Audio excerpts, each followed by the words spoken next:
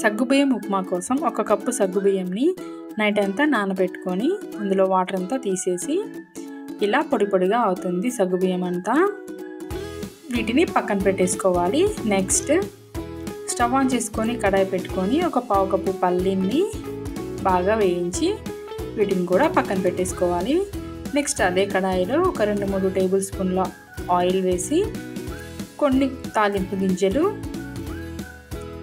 ఒక పెద్ద ఆనియన్ని కట్ చేసుకొని వేసేసుకోవాలి. ఆనియన్ మగ్గిపోయిన తర్వాత కొంచెం కరివేపాకు, ఉడికించుకున్న బంగాళదుంప ముక్కలు వేసి ఒక 3 పచ్చిమిరపకాయలని కూడా వేసుకోవాలి. నెక్స్ట్ కొంచెం సాల్ట్ వేసుకొని సరిపడినంత సాల్ట్ మనం ముందుగా నానబెట్టుకున్న సగ్గుబియ్యంని ఇందులో వేసేసుకోవాలి. ఇదంతా బాగా కలిపేసుకున్న తర్వాత మూత పెట్టుకొని సగ్గుబియ్యం కొంచెం మగ్గేదాకా ఉంచుకోవాలి, ఒక 5 మినిట్స్. నెక్స్ట్ సగ్గుబియ్యం కొంచెం ఇలా మగ్గిపోయి ట్రాన్స్పరెంట్గా అవుతాయి.